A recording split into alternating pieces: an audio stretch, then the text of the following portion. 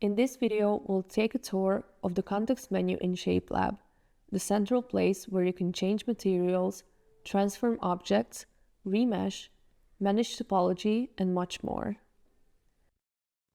The context menu appears for your selected object and includes global settings that affect the entire mesh. In the Material tab, you can change how your object looks and feels. Shapelab supports both matte caps and PBR materials, and paintable materials are marked with the brush icon. You can also import your own matte caps using PNG files. Keep in mind, materials will not be exported into textures or vertex colors. They're purely visual. The Transform tab lets you modify position, rotation, and scale. You can choose between three modes: geometry and origin, traditional transforms; origin only, moves the pivot without affecting the model; geometry only, moves the model without affecting the pivot. Inside the Transform tab, you'll also find numpad input for exact values, the eyedropper to copy transform values between objects, locking for individual axes, snapping, which affects objects, brushes, and the tool cursor. You can also activate gizmos from the secondary controller, use move, rotate, and scale in either local or global orientation. The Multi-Resolution tab lets you add multiple resolution levels to a mesh.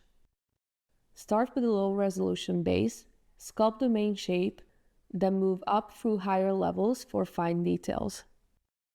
You can also export normal maps that capture detail differences between levels. Voxel Remesh rebuilds your whole topology with evenly distributed voxels. You can choose the density and optionally close holes before remeshing. Quad Remesh converts triangles into clean quads, ideal for animation and retopology. If the quad remesher encounters issues, run a voxel remesh first to clean up the model. Risk mode attempts a more aggressive solve, but may cause instability. Make sure to save before using it. Use decimate to reduce polygon count, or subdivide to increase it. Subdivide applies a 4 times polygon increase with adjustable smoothing. Regularize redistributes polygon density evenly across the object.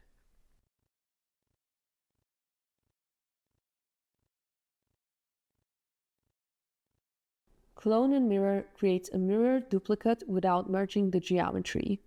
Mirror and weld mirrors the geometry across an axis, then merges it. Behavior depends on whether polygons exist on the negative side of the axis. Shapelab handles both cases accordingly. Flip can quickly flip an object on the X, Y, or Z axis. Detail transfer allows you to move high-resolution details onto a cleaner, quad-based mesh. This is perfect for transitioning from dynamic topology to a multi-resolution sculpting workflow. In the Merge and Separate tab, you can separate or delete masked polygons, split objects containing multiple contiguous meshes, close holes for watertight models, or merge vertices within a distance range.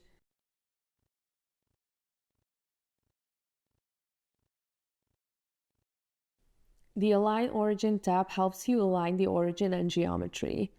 You can choose to move the origin to the model or move the model to the origin. Alignment can be based on either the bounding box center or the volume center. You can also apply transforms to reset chosen values back to 0. Voxel objects have the same Transforms tab as Polymesh objects, plus a dedicated Volume Control tab. Here, you can increase or decrease voxel density, which dramatically affects performance. If your voxel object becomes slow, try lowering the resolution. For reference images, the Transform tab works the same way, but you'll also get image-specific controls. You can lock or unlock the image in space or to your view and delete it from the scene.